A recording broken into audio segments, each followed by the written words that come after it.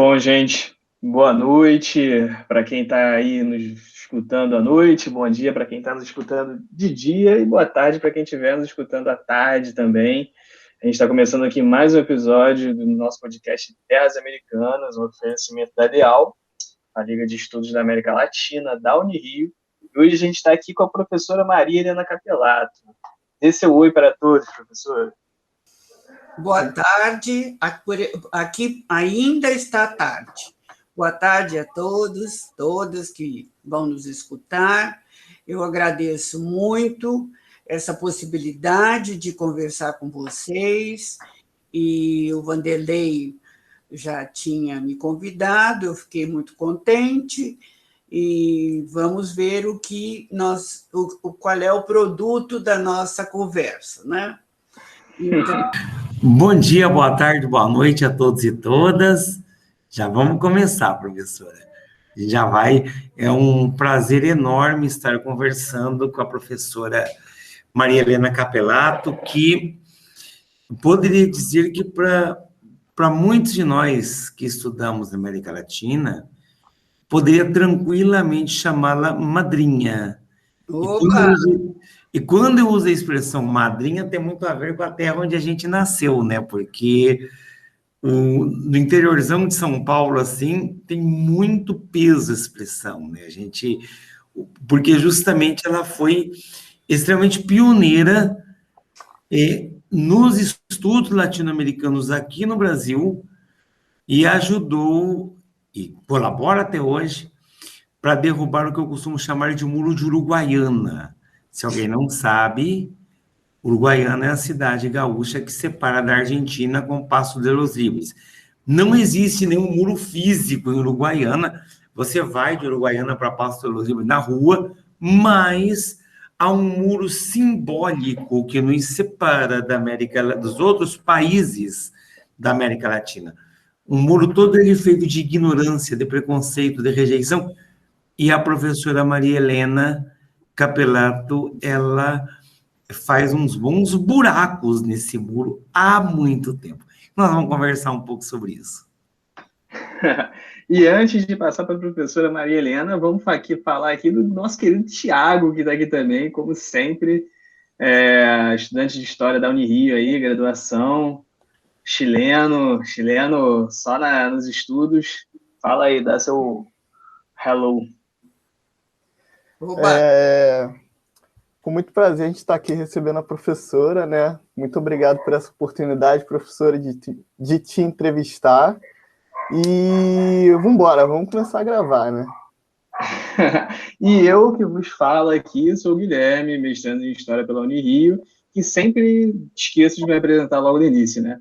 Então, hoje, diferentemente, eu vou passar a primeira palavra para o professor Vanderlei para ele fazer a primeira pergunta, já que é aqui quase a madrinha dele que está aqui, né? Bom, então, eu gostaria, professora, porque a gente sempre que pensa no professor, né, a gente costuma pensar no professor, já o professor doutor formado, com a carreira consolidada, a gente esquece muitas vezes que o professor ou a professora, no caso, né, são de carne e osso, né, tem uma história.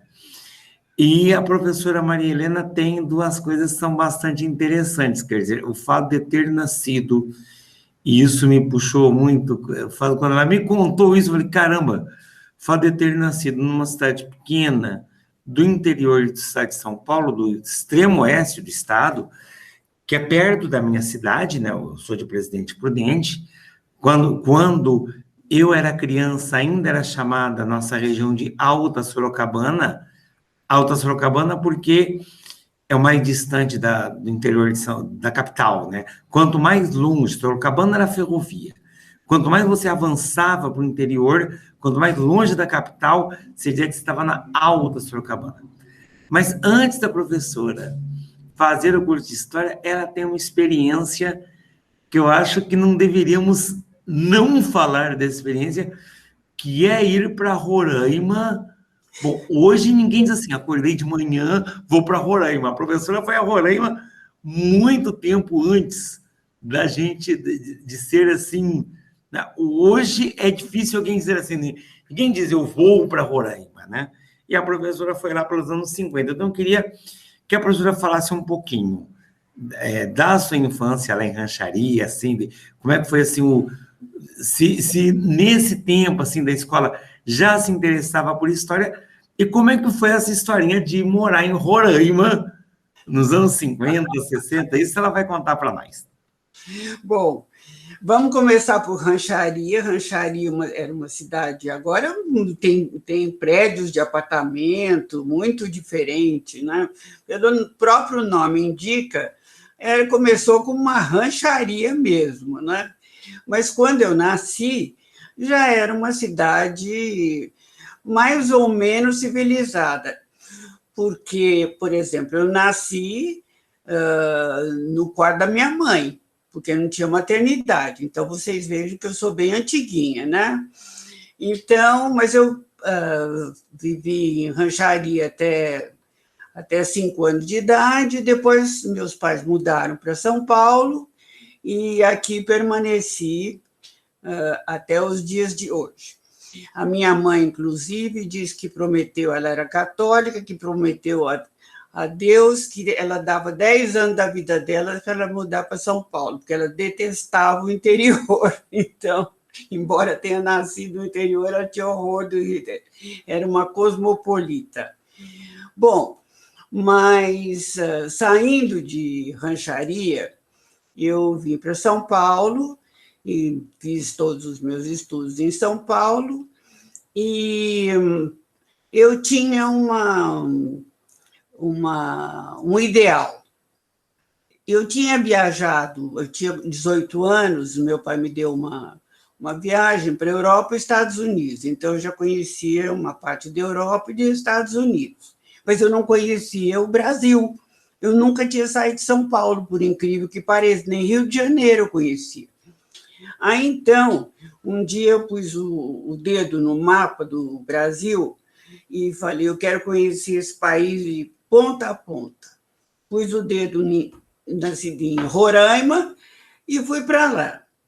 Todo mundo achava que só tinha índio em Roraima. Não tinha índio. Eu tive que fazer uma viagem longa de um dia inteiro para encontrar os índios. Então, Roraima era composta por maranhenses, cearenses, e lá fui eu. Foi uma experiência incrível, porque Roraima não tinha luz elétrica, só tinha 2 horas por dia. Então, era uma cidade ainda bastante rudimentar, não é? Hoje em dia, não, já é muito diferente e tal.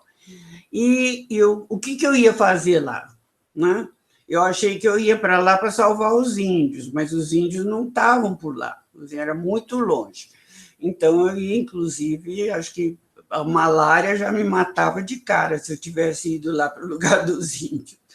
Então, o que eles fizeram? Tinham os padres, né, que tinham um colégio, não tinha nem colégio de governo. Então, eles, bom, como é que a gente vai aproveitar a criatura aí? Aí eles me convidaram para dar aula de português. Eu sempre fui boa aluna, tal, sou responsável, mas eu não sabia português. A partir daí, eu percebi que eu não sabia português. Então, eu aprendi português em Roraima, né? Fazendo análise sintática, tudo, etc. Mas foi uma experiência muito, muito impressionante, porque eu dizia que queria salvar os índios, que não tinha índio lá. E eu queria salvar o quê? Eu falei, eu não conheço nada, não sei nada, eu acho que eu vou ter que estudar.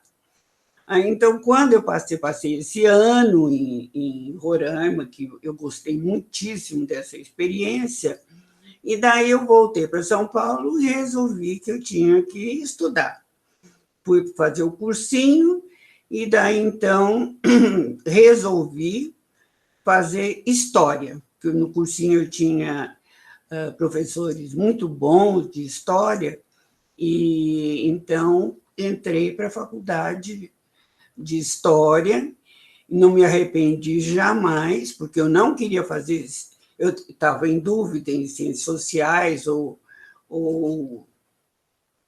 ou ciência política, mas acabei na fila decidindo fazer história. Foi o Espírito Santo que me iluminou, porque realmente eu me dei muito bem com a história, fiz uns cursos na sociologia, na antropologia, não gostei nem um pouco. Então, minha paixão realmente era pela história, né? Então, fiz o curso de história e logo a seguir eu fiz o mestrado com o professor Carlos Guilherme Mota, que na era uma estrela da historiografia, e depois do mestrado, eu fiz o mestrado com a minha parceira de longa vida, Maria Lígia Prado, que nós fizemos uma experiência muito peculiar. Nós fizemos o mestrado juntas. Então, o nosso orientador queria que a gente estudasse o jornal Estado de São Paulo, os editoriais do jornal Estado de São Paulo. Então, lá fomos nós duas, trabalhando juntos, dividimos a tarefa em duas partes. Eu ia de 1927 a 32 e ela de 1932 a 37, né? Então, 27 não dava para explicar direito por quê, mas era para terminar em 37, né? E, a partir de então, a nossa vida, até hoje, sempre foi de uma parceria muito grande. E quem me levou, né, para a História da América foi a minha amiga Maria Lígia Prato, né? Mas, antes disso, eu, logo que fiz o mestrado, o meu ex-marido era astrofísico, né? Então, ele teve uma bolsa para ir para a França, porque aqui no Brasil não tinha ainda consagrado a astrofísica, e eu fui, com duas crianças pequenas, fui lá para a França. E na França, eu fiz cursos, né, tanto na Sorbonne como na École des Hautes Études, na Escola de Altos Estudos, e aproveitei muito essa experiência, né? Então, eu fiquei 5 anos na França, né? E quando eu voltei, aí é que eu fui começar a me profissionalizar, né? Vou contar uma coisa para ti. Você estudou na USP durante a ditadura militar, alcançou a ditadura militar quando estava na USP? Sim! Então, seria legal para a galera que está, principalmente os mais jovens, porque uma coisa sou eu contar isso. Eu comecei a curtir política mais ou menos na época da campanha das diretas já, então eu peguei, digamos assim, o resto, o final da ditadura, né? Aliás, me lembro muito bem dos escândalos de corrupção do governo Figueiredo, só para a gente se lembrar, né? Porque para quem pensa que não tinha corrupção, né? As pessoas têm aquela fantasia, né? Tem aquela coisa assim, né? Eu costumo dizer que outro dia eu ouvi uma frase do ex-deputado José Genuíno, a gente pode questionar as posturas dele, Sim. mas ele disse, né, a gente precisa parar de ter fetiche com farda e com toga, né? Você olha para a farda, olha para a toga, né? Mas queria que a senhora falasse um pouco como é que era essa experiência ao vivo. Quer dizer, uma coisa é eu ler sobre isso. Mas isso eu tenho bastante para contar também.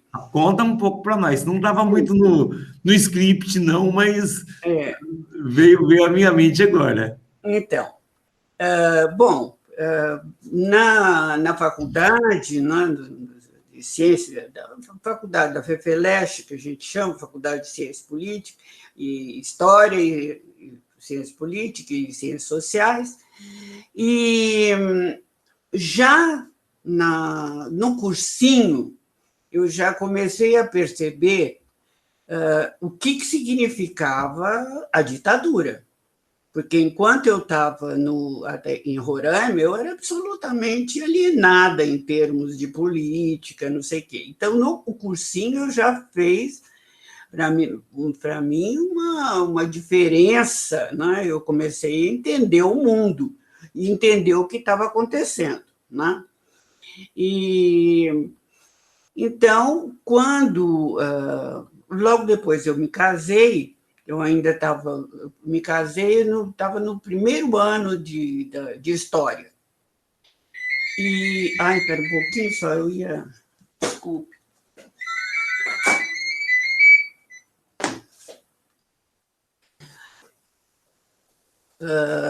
E daí foi justamente nesse período, né, o pior momento da ditadura. E eu logo tive filhos e morava numa casa, e durante esse período nós nos arriscamos muito, porque nós não éramos, eu e meu marido, nós não pertencíamos a nenhum grupo específico. Nós éramos... trabalhamos como rede de contato.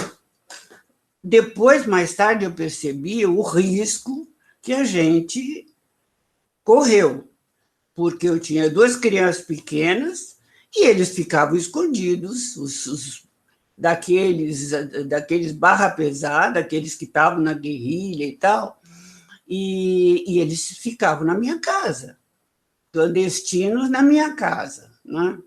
Então, quando a gente é jovem, não pensa muito bem, né? Mas, enfim, deu tudo certo, porque não fomos presos, nem aconteceu nada de dramático. Mas um grande amigo nosso, ele foi um daqueles que foram para a Ilha Grande. Então, porque ele era um líder muito importante. Então, corremos muito risco, mas foi uma experiência muito importante, né, para entender o que era esse país, né? Então, vivemos muito tempo durante a ditadura. E também havia perseguição na USP, né? Sobretudo nas ciências humanas, tinha sempre os delatores, tinha um professor nosso que era da direita extrema, e ele, então, perseguia os alunos que ele imaginava que tinham alguma coisa a ver com a esquerda. Então, a gente tinha esse receio, né?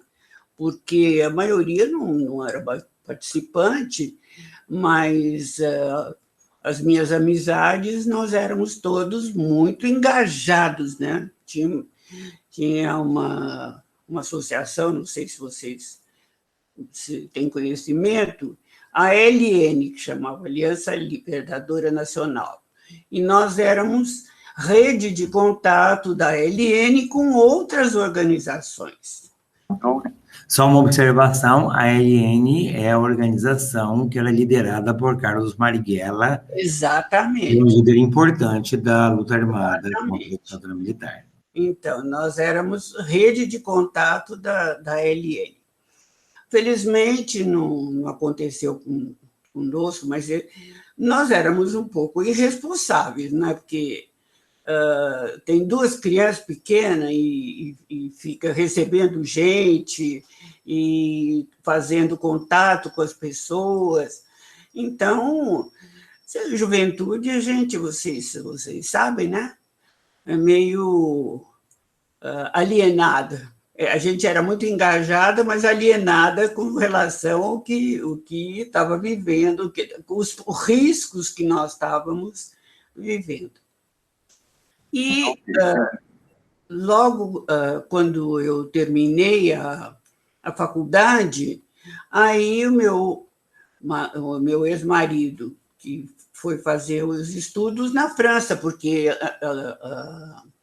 astronomia não tinha ainda aqui quem participasse, que tivesse essa área, né? Então, ele era físico, resolveu fazer astronomia, então tinha que ir para a França. E daí eu fui para a França, não é? Aí, você quer perguntar mais alguma coisa antes? Não, agora, bom, antes de voltar da França, bom, você chega na França década de 70, 70, é. depois daquele movimento todo de 68, qual foi, assim, tudo bem que São Paulo é cosmopolita, tá certo? São Paulo mas para todo mundo que é de história, a gente ainda é muito francês na nossa... Não sei se o Guilherme e Thiago, vocês ainda leem Marc Bloch no primeiro período? Com certeza, professor. Introdução. Então, não, que a gente ainda, no fundo do coração, né? A gente ainda é muito francês na nossa formação. A nossa formação era francesa mesmo, né? Hoje menos, mas ainda continua. Era muito. Sim. Agora não é mais, né? Sim, mas qual foi o impacto de estar na França? E segundo, o que você trouxe dessa experiência da França? O que você achava que era diferente de estar da experiência lá com a experiência aqui em São Paulo? O que era... Aparentemente, são duas cidades muito cosmopolitas, né? São Paulo e Paris. Você encontra comida de toda parte, você encontra uma cultura muito diversificada. Mas o que te marcou da experiência parisiense? Bom, eu morei 5 anos lá, então marcou bastante, né? No começo foi muito difícil, porque eu tinha acabado o meu mestrado e eu não consegui me preparar para ir para a França. Então, eu sabia inglês, mas eu não sabia uma palavra de francês. Chego lá com 2 crianças, sem saber falar a língua, né? Aí os franceses, quando você não fala a língua deles, eles são muito gentis, sabe? Vocês imaginam? Então, era o lixo do bandido, né? Cada um carinho. Então, olha, eu tive que aprender francês na marra, porque se você não domina a língua, você não é ninguém, né? Então, você é povinho. Mas, enfim, daí fui conseguindo arranhar o francês, mas eu comecei realmente a poder, porque o primeiro ano eu fiquei por conta dos meus filhos, né? Porque eram pequenos, não estavam acostumados na escola, também não falavam nada de francês, coisa nenhuma. Mas aí, quando no segundo ano, que eu já estava na França, aí eu comecei a fazer porque eu tinha feito mestrado já. Lá, tem 2 tipos de doutorado. Doutorado d'État, que era o verdadeiro doutorado, e um outro doutorado que correspondia mais ou menos ao mestrado nosso. Quer dizer, eu já tinha feito mestrado aqui no Brasil, mas esse doutorado, que é intermediário, então eu tenho 2 diplomas de études approfondies, chama, doutorado de estudos aprofundados. Então, eu fiz um pouco na Sorbonne, com o professor François Morat, e depois eu fui para a École des Hautes Études, que aí foi realmente uma coisa importante na minha vida, porque essa école era muito avançada, tinha professores ótimos, politizados. Então, aí eu fiz outro doutorado, que não é entre o mestrado e o doutorado no Brasil, né? Não é bem uma coisa nem outra. Então, eu fiz esses 2 cursos e que me ajudaram muito, inclusive a abrir as fronteiras, abrir os meus horizontes, perder o medo lá de falar de francês, e já estava muito adaptada na França, né? E nesse meio tempo, no Brasil ainda a ditadura estava bastante fazendo estragos, né? Então a gente sempre tinha preocupação com os amigos que ficaram, e na França, na época que eu permaneci lá, tinha muitos exilados. Então, nós éramos um pouco o aconchego dos exilados, porque a gente tinha uma família estruturada e tal, então a gente sempre tinha um contato e ajudava os exilados, às vezes eles passavam necessidades e tal, mas foi uma experiência muito, muito, muito importante, essa minha experiência da França, né? Não só do ponto de vista de viver no exterior, de fazer os 2 cursos, né, de doutorado no exterior, de conviver com os exilados e conseguir fazer amizade com os franceses, que foi o mais difícil, mas foi uma experiência muito boa. Eu vivi 5 anos na França. Agora, quando eu voltei, aí eu estranhei muito, né? Porque para mim, o Brasil era a coisa mais maravilhosa do mundo. E quando eu voltei, eu percebi que a coisa não era bem assim, né? Que não era tão bonito como eu tinha sonhado na França, porque eu apanhei tanto até aprender francês, que eu comecei a ficar com um preconceito com os franceses e achando que os brasileiros eram maravilhosos. Quando eu voltei, os brasileiros não eram mais maravilhosos. Então, foi sempre uma coisa muito esquisita. Mas Me fala um pouquinho desse teu, antes da gente voltar para a carreira, fala um pouquinho desse teu estranhamento na volta, que isso é interessante, porque, de fato, eu nunca morei no exterior, eu só passei, o máximo que eu passei foi 3 semanas, tudo bem que eu carambolo um bocado, né? Mas o máximo que eu passei foi 3 semanas fora. Então, uma coisa é você ir sabendo que vai voltar, outra coisa é você ficar um tempo. Quando você voltou, o que você estranhou no país? O que foi aquela coisa que você disse, caramba, como é que as pessoas sobrevivem a isso aqui?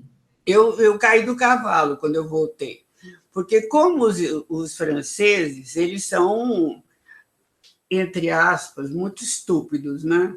Então, se você não fala francês, eles te tratam como lixo.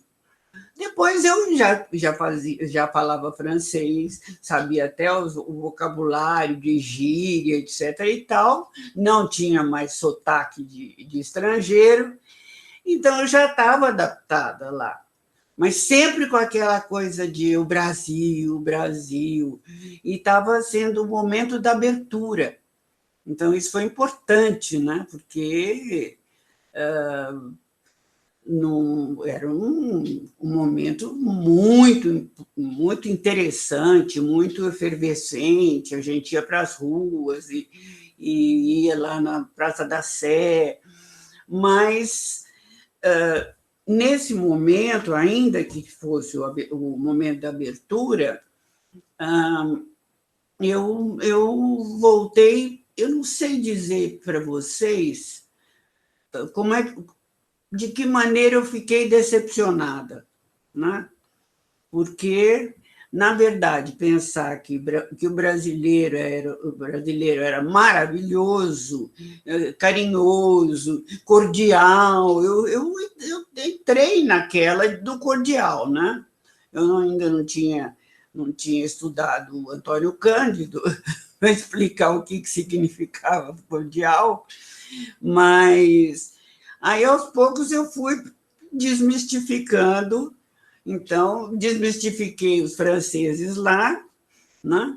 E desmistifiquei os brasileiros quando eu voltei para cá. Ou seja, entre aspas, eu caí na real, né?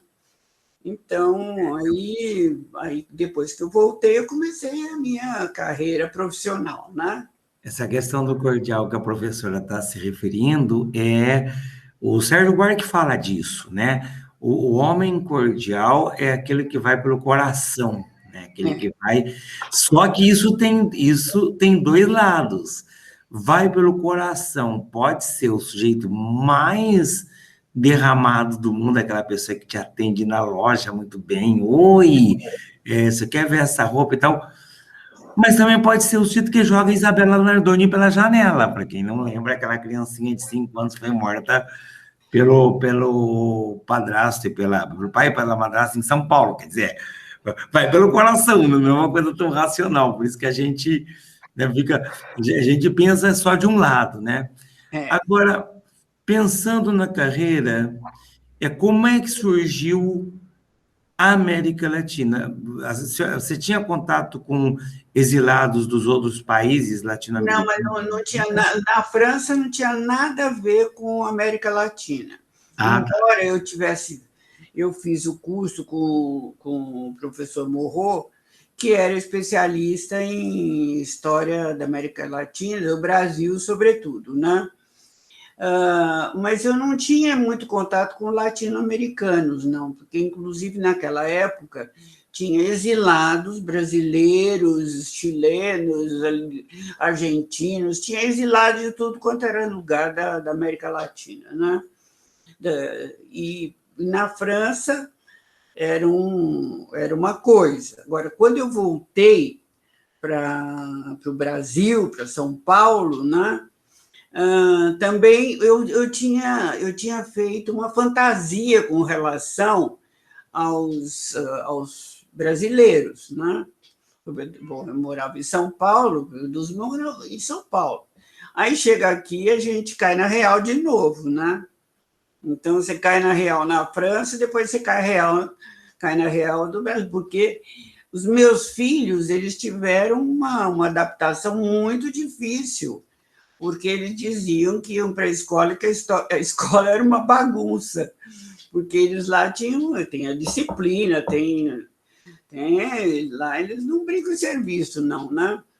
Então, eu percebi as dificuldades da volta. Eu não sei qual foi das adaptações que foram mais difíceis, a minha ida para a França ou a minha volta para o Brasil, né?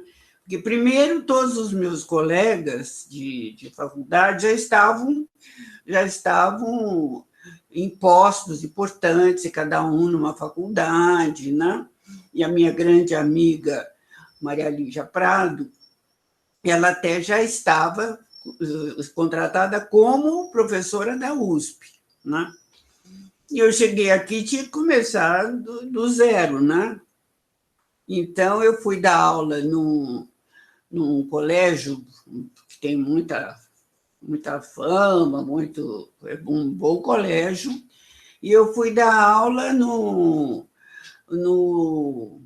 antigo ginásio, né, no primeiro grau, de 5ª série a 8ª série. Nossa, aí eu percebi que eu tinha errado de profissão total. Meu mundo caiu. Nossa, eu caí de um cavalo que não tinha tamanho. Primeiro que os alunos eram super encapetados, né? Então, um dia, eu já estava estranhando muito. E fazer um bagulho. Eu não conseguia controlar a disciplina, não nascia para aquilo, enfim. Aí, um belo dia, um aluno que era um capeta, ele fez uma porção de confusão na classe, eu mandei ele embora. Aí ele me mandou para aquele lugar, que eu não vou falar o nome. Aí eu falei, não dou para isso, não vou aguentar aqui, né? Não vai dar. já cheguei na secretaria, pedi minha saída, e até logo, muito obrigada, já sei que por aqui é que não vai dar.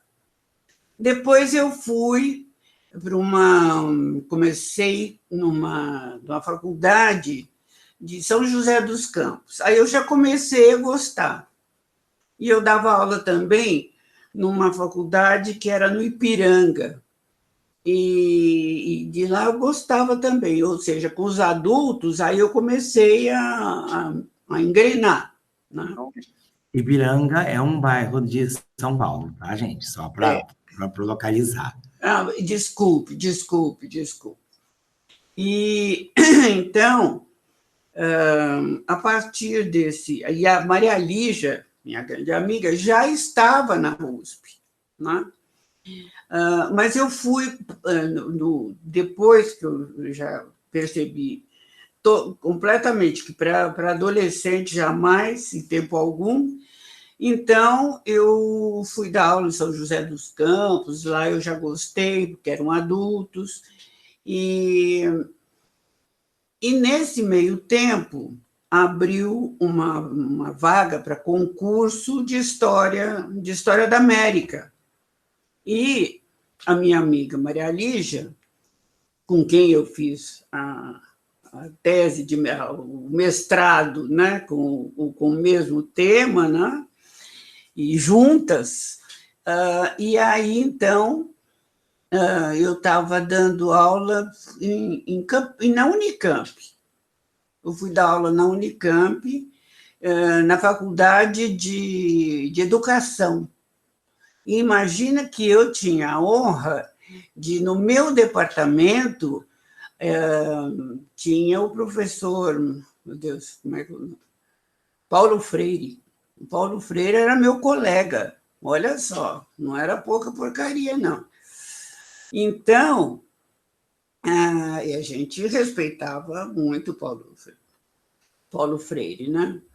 E eu fiquei ainda uns 2 anos em Campinas, porque eu entrei num concurso de História da América, porque quem começou a dar o curso de História da América, que era horrível quando a gente fazia a graduação, História da América os professores eram péssimos. Tinha um que era amigo dos generais. Então, o Nunes Dias, nossa, ele denunciava aluno, era um horror, né?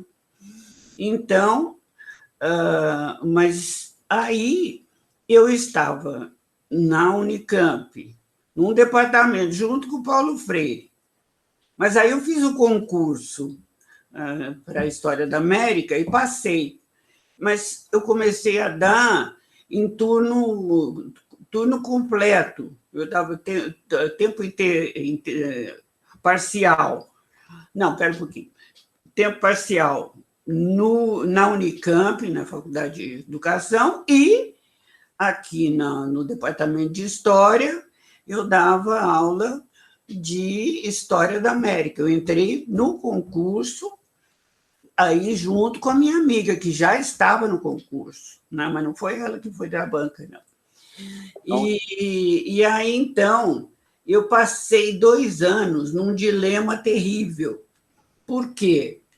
O departamento lá da Unicamp, de Estudos Sociais, era uma maravilha, os colegas eram ótimos, eram pequenos, tinha turmas pequenas, né? Tinha a desvantagem da viagem. Mas eu tive muita dificuldade de sair da Unicamp. Então, foram 2 anos bastante sacrificados, porque eu dava aula na USP e aula na Unicamp. Mas eu não conseguia pedir a minha demissão na Unicamp, até que não aguentei mais. E aí fiquei em tempo integral na USP, né? E, felizmente, o o Cupincha lá dos generais saiu, foi para a ECA, fazer o estrago lá na ECA, né, da Escola de Comunicação. Então, o ambiente da história já ficou bem mais leve. E aí, então, começou, de fato, a minha carreira profissional e eu percebi que eu nasci para aquilo. Né? Eu nasci para... Então, gente, vocês estão vendo aí que a professora está até tímida aqui, né? Que vocês sabem que o historiador adora falar, mas geralmente quando a gente chega para apresentar alguma coisa são aqueles 20 minutinhos do historiador, né? Que é quase dar um tiro no historiador, pedir para ele falar da pesquisa dele em 20 minutos. O pessoal aqui quase chora, mas aqui a gente tem a liberdade de poder ter mais tempo para falar. Então, professora Maria Helena, queria que você falasse um pouco extensivo, assim, sobre história comparada e, principalmente, qual a importância da gente fazer a história comparada da América Latina, né, dos países da América Latina. E, mais importante ainda, professora, a história comparada ainda cabe nos dias de hoje? Ou o Sérgio Gruzinski está certo? Olha, eu acho que a história comparada já parou faz tempo. Então, nós navegamos, eu e minha amiga, não, mas quem fez a história comparada não foi a Lígia, não, fui eu. A história comparada, eu achei uma experiência muito boa. Eu inventei que eu queria fazer história comparada, nem era da moda, não era muito comum alguém fazer história comparada, né? Mas foi depois do meu doutorado, do meu mestrado, que eu fiz história da imprensa e tal, em que eu percebi que eu comecei com o trabalho aqui no Brasil, né? História comparada. Não tinha pensado ainda em fazer uma história comparada, não nasceu assim de espontâneo. Aí, eu não sei porquê, você sabe que agora eu estou pensando, eu não lembro muito porquê, eu inventei de fazer história comparada, né? E eu tinha muito interesse em fazer a história do período Vargas, porque meu pai tinha sido deputado, era do PTB, então me lembro que a história, quando o Vargas morreu, daquela coisa trágica, eu era muito criança e fiquei muito chocada, porque meu pai era do PTB, então foi aquela comoção na minha casa.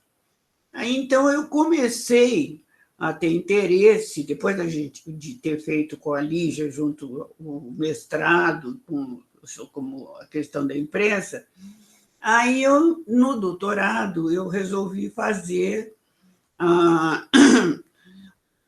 trabalhar o período Vargas. Comecei pelo período Vargas.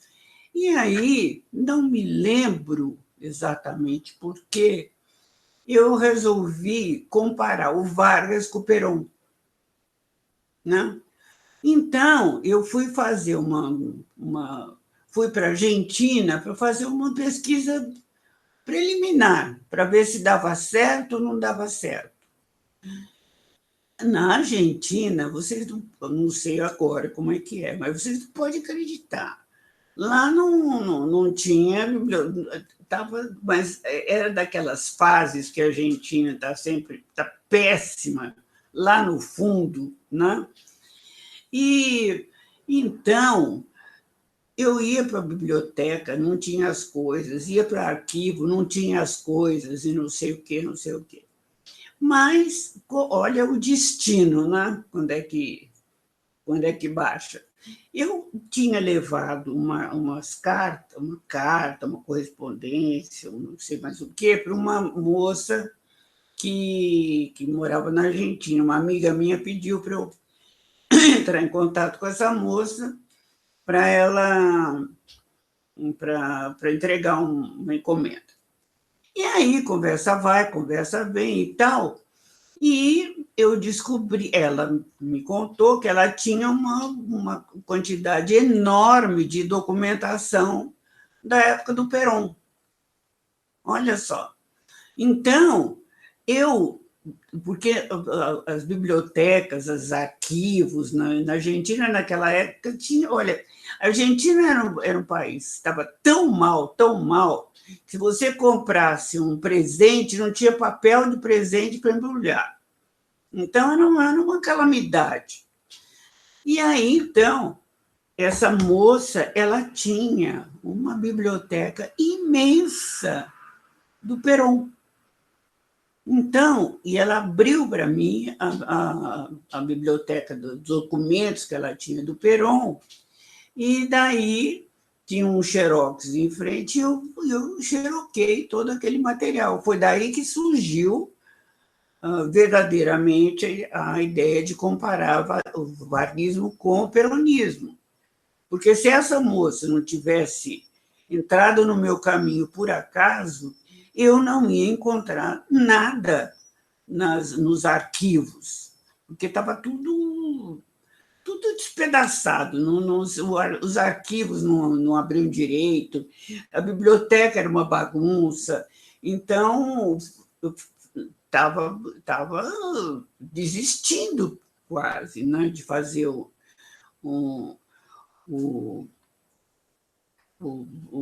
a história do Perón. E essa moça que me passou toda a documentação que me permitiu, então, fazer a história comparada do Vargas com o Perón. Porque a história comparada é complicado, porque você tem que ter muitos elementos em comum, né? Então, e, obviamente, as diferenças. Mas se você não tem um núcleo básico para fazer, para elaborar o tema, não tem possibilidade. Não é qualquer coisa que vale a pena fazer história comparada. Então, mas eu tive lá essa possibilidade, olha, que foi um milagre, né? Porque não tinha biblioteca, não tinha arquivo.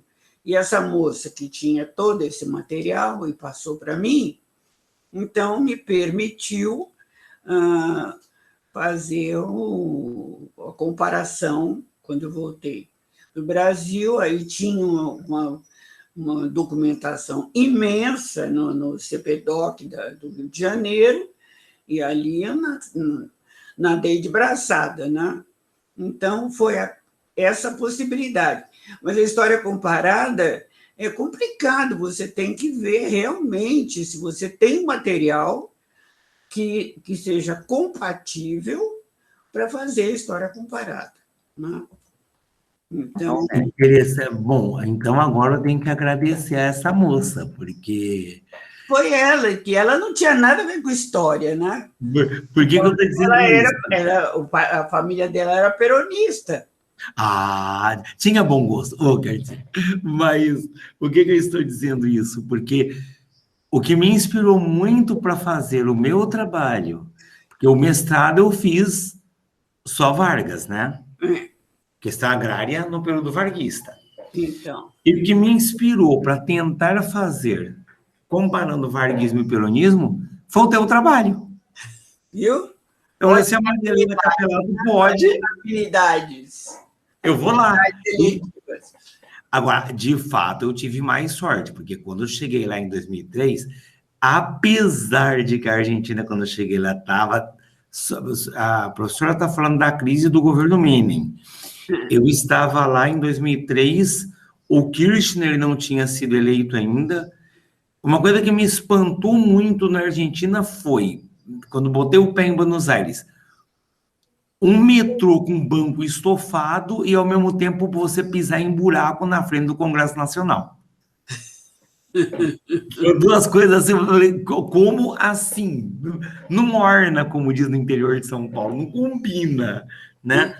Mas é o tipo de coisa assim, mas foi muito inspirador o teu trabalho para que eu pudesse começar. Bom, eu continuo seguindo o comparativismo, sim, mas como você disse com razão, tem que ter pontos de convergência, né? Dificilmente dá para comparar Brasil com a Arábia Saudita, provavelmente. Não. Se bem que, como eu sou muito fã de comparativismo, se você pegar um integrista católico, os integristas islâmicos, quem sabe, hein? Não sei. É que eu não sei árabe, não dá para fazer, mas não sei. Mas, agora, queria te perguntar uma outra coisa. A questão, porque até você escreveu aquele artigo na coletânea do Jorge Ferreira sobre populismo, né? O professor Jorge Ferreira é gigacrítico do conceito de populismo, ele até era crítico do conceito de populismo. Bom, você sabe que ele foi me orientando, né? Oi? Você sabe que ele foi me orientando. Não, isso eu até não sabia. Mas... foi me orientando. Ah, sim. Mas aí é que está. O termo populismo, ele, embora ele tenha um problema, que a gente sabe, né? Hoje em dia, populismo é sempre o outro, né? Populista é o partido aí do Guilherme e do Thiago, meu não, né? Como diz o Ferreira, né? Mas, por outro lado, você acha que a gente precisa mesmo jogar fora as reflexões do Verfora? Aquelas reflexões dos anos 60, tem um autor mexicano que eu gosto muito, do Carlos Vilas, que ele utiliza. Você acha que não dá mesmo? Temos que virar a página, não tem mesmo como utilizar o conceito de populismo sem ser no debate político para xingar o adversário? Não, mas eu acho que eu continuo podendo fazer ressalva ou não, mas eu acho que o conceito de populismo foi muito, sobretudo do Verfort, porque tem outros, tem várias correntes, né, que definem o populismo. Sim, mas eu me identifico muito e segui o caminho do Verfort, porque eu acho que é muito importante essa questão que ele levantou. O que significa o populismo? É claro que depois, ou antes, talvez, o populismo virou qualquer coisa, não? Uma palavra que não... Que qualquer, na verdade, o populismo, fora da academia e tal, era um xingamento. Aquele política populista. Então, populista era um xingamento, né? Aí tem a sustentação do estudo do Verfort. Aí é que vem uma solidez para você tem uma âncora para pensar o que é o populismo. Você pode até depois ampliar, fazer adaptação com outras referências e tal, mas o conceito de populismo, que, de fato, na minha concepção, é o mais acertado, é o populismo do Verfort. Eu acho que verdadeiramente é um conceito, porque o populismo, ou ele é muito estruturado na sua concepção, ou ele é um xingamento, né? Porque é um divisor de águas. Né? Esse aí é populista. Né? Essa é a palavra comum. Ele é populista. Né? Mas o populismo não tem nada a ver, aquele conceito de populismo não tem nada a ver com o xingamento. Né? Então, é uma palavra que dá possibilidades às pessoas assumirem essa palavra como se nada tivesse por trás, né? Eu já ouvi alguém chamando de populista um técnico de futebol, gente. Então, mas aí o populismo não é nada, é xingamento. Exatamente, você xinga. Né?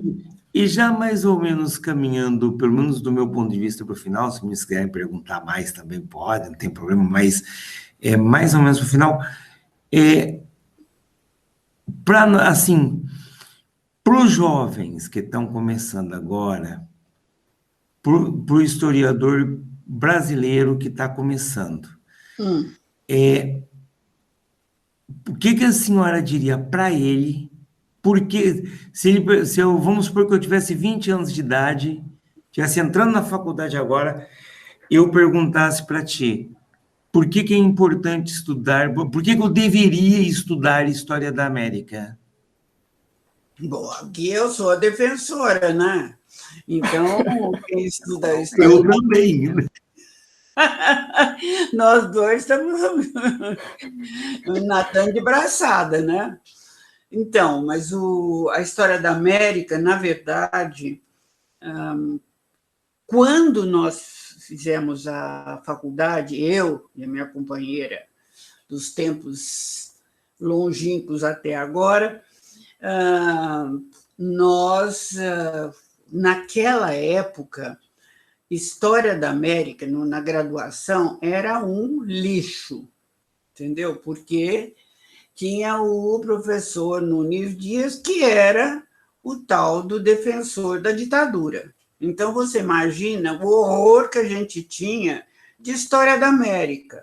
Então, dentro do currículo, o pior de todos os alunos, para todos os alunos, os piores cursos era a História da América.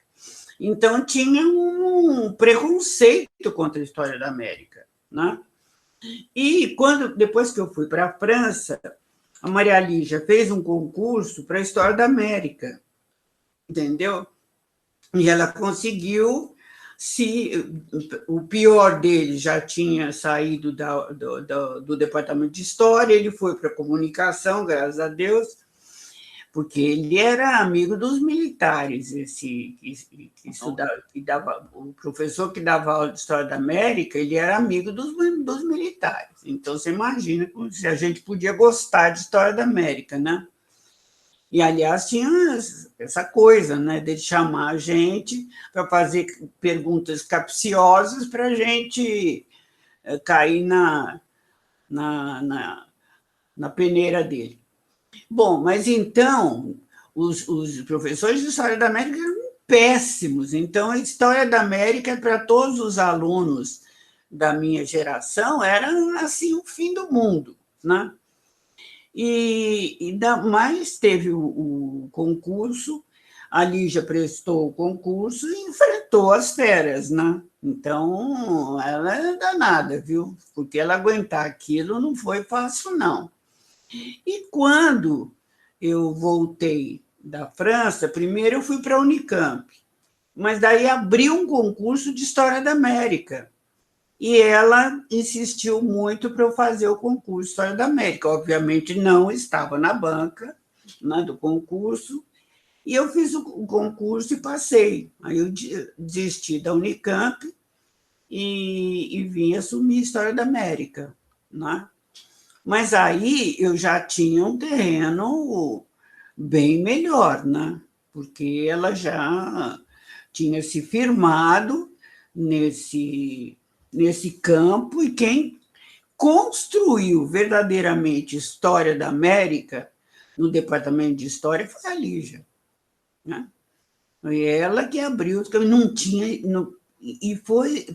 ela teve uma dificuldade enorme, porque não tinha livro de História da América, né? Então, aqui não, de jeito nenhum. Então, tinha que se virar, tinha que tirar peixe do fundo do mar, né? Então, a construção de História da América depois foram entrando outras pessoas que competentes, porque todo mundo tinha preconceito com a história da América, por conta do domínio do fascista, né? Aliás, ele era salazarista, acredita? Ui! É. Podia ter ido para a comunicação lá em Roraima, né? Mas no meu tempo de UFRJ, a galera mais de direita ainda estava lá nos cursos de Idade Média. História da América, no meu tempo de UFRJ, era a galera que, assim, cá para nós, era um povo que não, era uma coisa, assim, vista como algo menor, né? Algo, assim, secundário, né? Era algo assim... né? E agora, por exemplo, a gente já tem... Normalmente, quem passa para a História da América é gente que já fez doutorado, já fez mestrado. Já está preparado, né? É outra coisa. Tem bibliografia, né? Sim, é outra. Hoje e você, outra. Thiago? Tá aí muito tímido você, hein? Vai fazer nenhuma pergunta aqui. Temos Maria Helena Capelata aqui e você tá aí. É porque eu fico nervoso, Guilherme. Ele é um bastião na nossa área. O que é isso, Thiago? Você viu como é que eu sou? Não, você é uma graça de pessoa. Eu adorei te conhecer. Pouco bem esculhambadinha, né?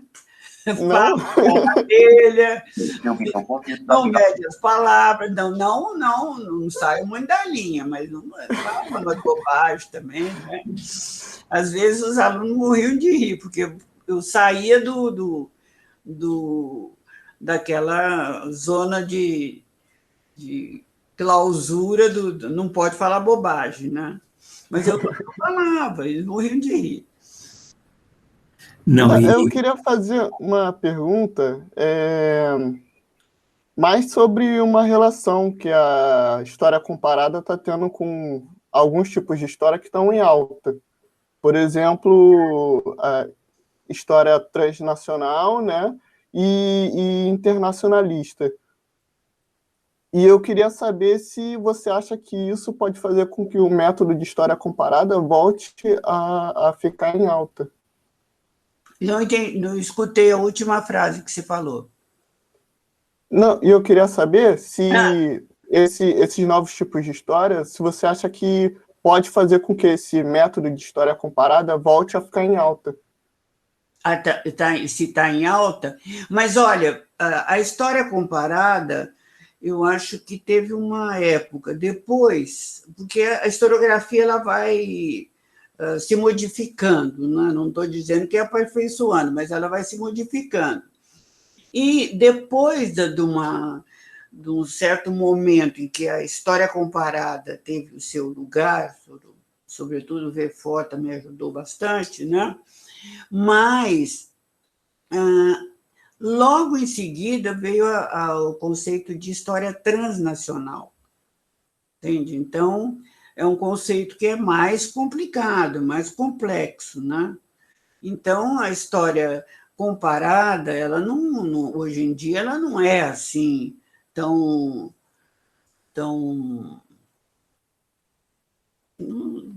benquista como foi dos nossos tempos, né?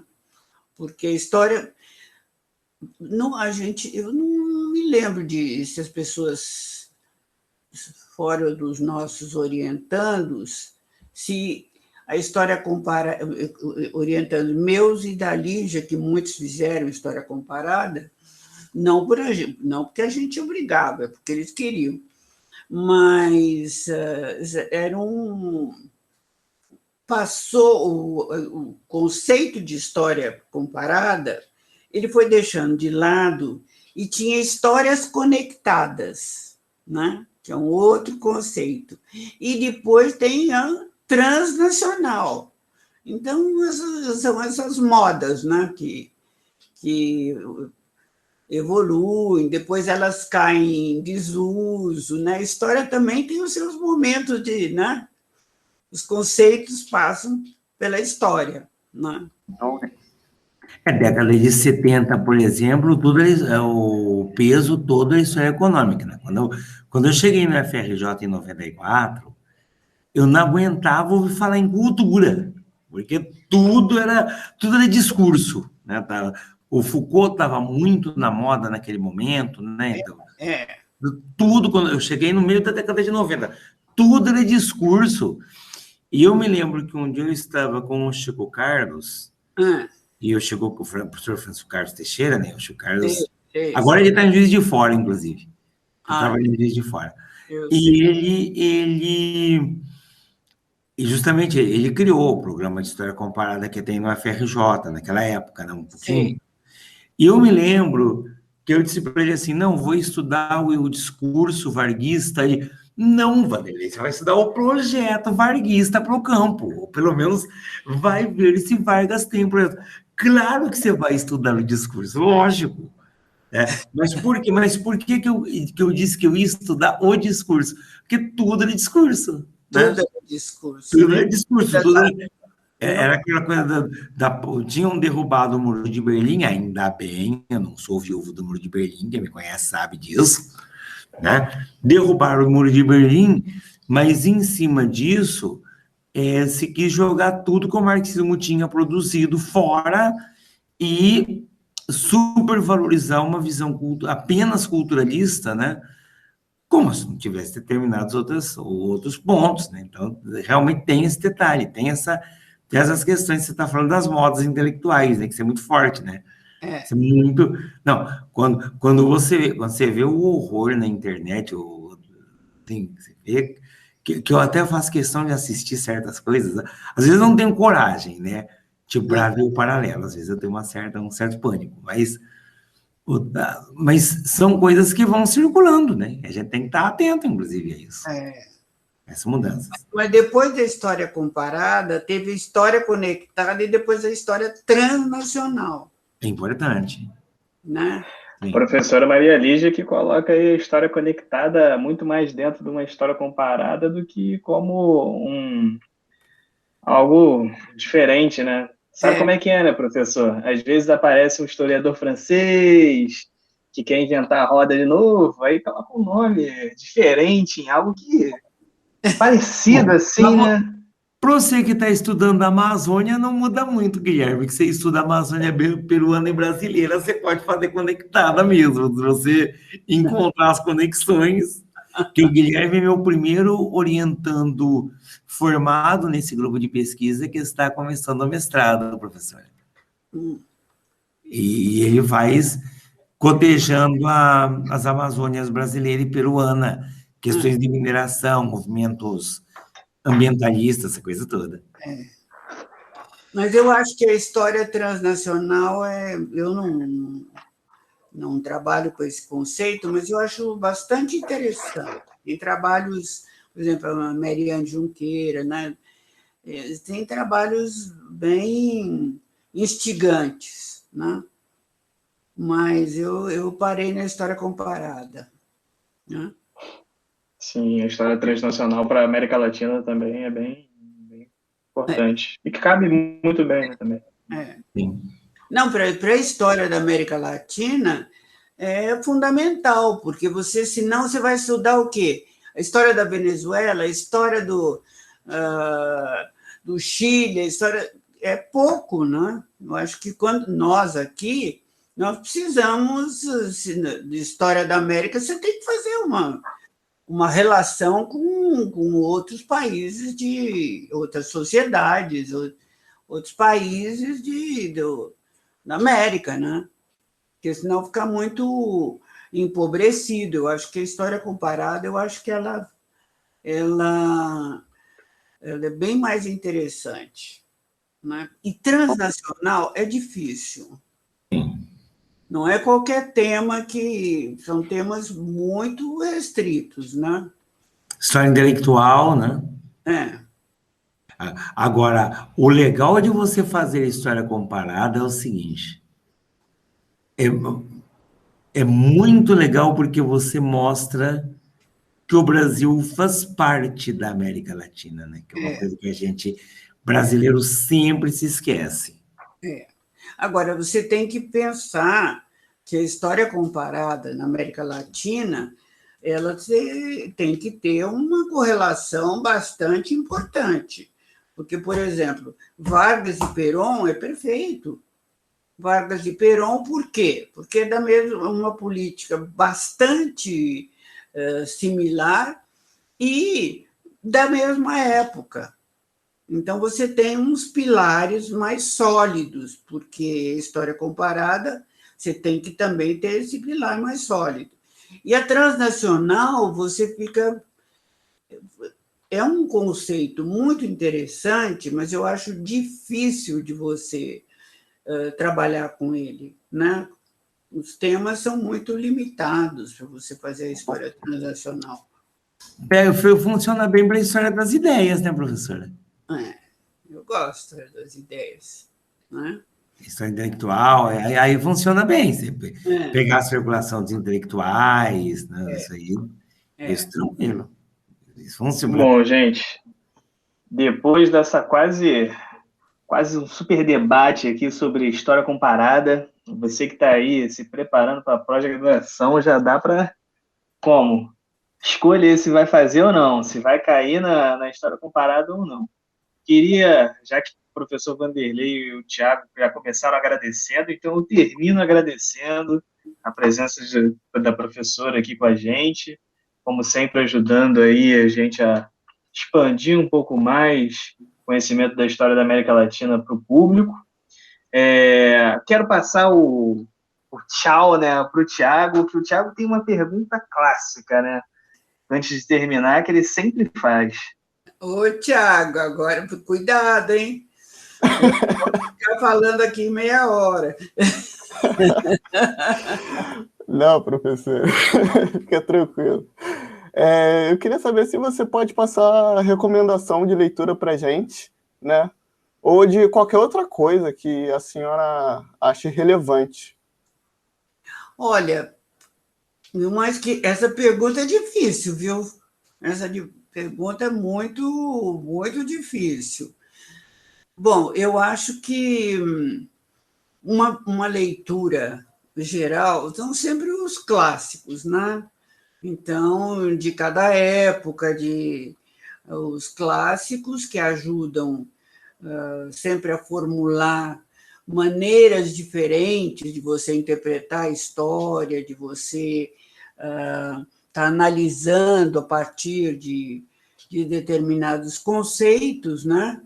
Então, tem variações, porque eu acho que a primeira coisa que a gente tem que pensar quando vai escolher uma metodologia, né, é se o tema é pertinente, né? Porque, por exemplo, para você quer fazer história transnacional. Primeiro de tudo, você tem que ver se é possível fazer essa história transnacional. Então, você precisa, antes de definir qual conceito você... Por exemplo, você se interessa por um conceito, mas antes de tudo, em primeiro lugar, você vê qual é o tema que pode ser cabível nas metodologias, né? Então, você tem que ver se é pertinente a história comparada. A história comparada, você tem que ter dois elementos, né? Você tem que ter duas partes que se equivalem, que sejam diferentes e, ao mesmo tempo, ter paralelos similares, né? Agora, a transnacional, ela já é uma outra perspectiva, né? Você já pensa numa dimensão mais ampla e é um conceito bastante diferente dos demais, né? Então, histórias conectadas também. Eu tenho dificuldade de diferenciar histórias comparadas com histórias conectadas, porque as histórias comparadas também são conectadas, né? Mas também é um conceito que dá para explorar bastante se você quer ampliar o objeto, se primeira coisa, primeiro momento, né, dessa decisão, que a sua história que você quer fazer, você tem que pensar o tema, né? Aí você vai pensar o objeto. E aí o objeto, se você quer estudar aquele objeto, você tem que ver qual é a metodologia adequada para aquele objeto, né? E também aí qual é a teoria que dá sustentação para a sua escolha, né? Então, são esses pilares: a escolha do objeto, a pertinência, e depois de ter isso solidamente definido, aí você vai atrás de uma teoria que te ajude que não é qualquer uma, né? Que ajude a você. Então, tem a metodologia e a teoria. Então, o objeto tem que dar sustentação para esses dois elementos, né? A teoria e a metodologia, né? Deu alguma... Entendido. Obrigado, professor. Clássico, professor. Ele gosta de ter aquela listinha de livros interminável, que ele está sempre tentando terminar, mas está sempre adicionando um novo. Mas não se preocupa, Tiago, eu te recomendo Multidões em Cena, propaganda política no marxismo e no peronismo. Esse é bom, hein? Aí não vale. Esse é bom. Não, e várias vezes eu já passei... Vou botar na minha cabeceira. Várias vezes eu passei esse texto para minha sala de aula, em certos momentos. E aproveitando para finalizar, professor, te passo a palavra aí, que eu sei que você vai querer finalizar daquele jeito. Bom, finalizar daquela forma bem... Primeiro, foi um papo muito gostoso, inclusive porque a gente pôde, dessa vez, mostrar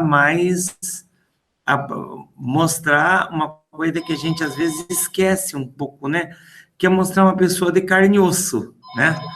Como diz mostrar exatamente essa experiência, né? De vai para Roraima, vai para França, vai para Argentina.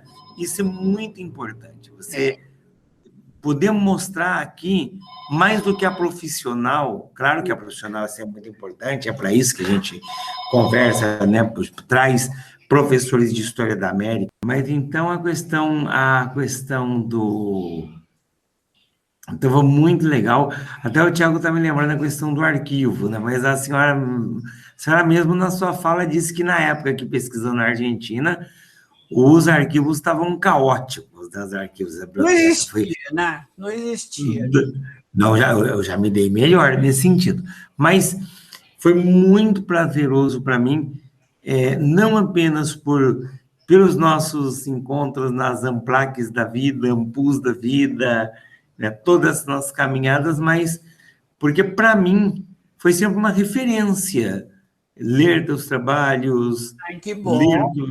E quando eu soube, foi até através de uma professora da Unirio, na época, não, a Maria Helena fez a comparação do varguismo com o peronismo. Eu digo, gente, é por aqui, é esse o caminho que eu quero fazer. Embora eu tenha que te contar que na época que eu fiz as seleções do doutorado, nos projetos eu não disse isso não, tá? Isso aí só contei depois que eu já estava lá dentro. Aí sim. Então, claro. Os meandros eu já sei. Então é muito legal ter essa experiência, um prazer enorme. A Covid não deixou você participar da nossa segunda jornada de estudos americanos, mas sinta-se desde logo convidada para a terceira, que a gente vai fazer, se tudo der certo, no segundo semestre, e é sempre um prazer, a gente sempre aprende muito contigo, muito importante tua presença, e tenho certeza que o pessoal vai aproveitar bastante dessa tua experiência. Ah, que bom. Eu só tenho a agradecer a vocês e me desculpar um pouco, porque às vezes eu sou informal demais, né? Mas eu me senti tão à vontade com vocês que foi um bate-papo muito, muito agradável. Foi, então, um fim de tarde inesquecível. Beleza. Né? Gostei muito. Se todas as entrevistas assim, seria maravilhoso. Que legal. Né? Então, é isso, gente. Obrigado a você, professora. Obrigado a todos os ouvintes. Espero que tenha sido tão agradável para vocês de ouvir quanto foi para a gente de fazer. E lembrá-los que esse podcast é uma realização da Leal, a Liga de Estudos da América Latina da Unirio, e que todas as nossas informações em como entrar em contato. A Leal não é igual ao Clube da Luta, né? A gente pode falar da Leal. Estarão nos detalhes do podcast. É isso, gente. Muito obrigada. Gostei muito de estar com vocês. Fiquei muito à vontade, talvez até demais, né?